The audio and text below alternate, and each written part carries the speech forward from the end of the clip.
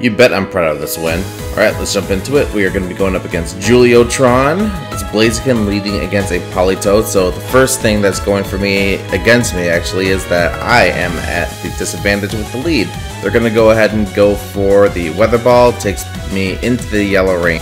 I'm going to go ahead and go straight for the Stone Edge, thinking that they're not going to shield it, and they do. So I'm just going to go ahead and switch over to Giratina, and I timed the switch perfectly so that I would be catching the Weather Ball with Giratina instead of the Blaziken. They're going to go ahead and switch to Overqwil, so I'm going to be careful with how I play this one because I need to not burn all my shields trying to preserve my Giratina against this Overqwil.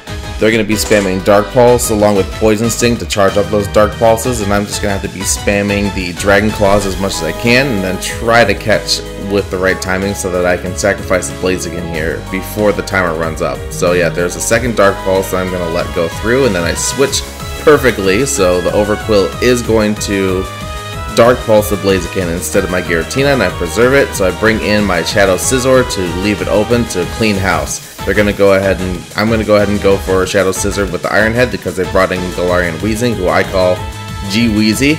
And then afterwards, we're just going to go ahead and go for the Night Slash. There we go.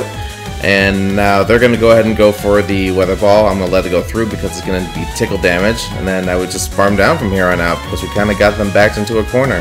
They're going to go for a Weather Ball. I let Scizor go down. And then afterwards, I'm going to go ahead and go for the Dragon Claw onto the Politoed.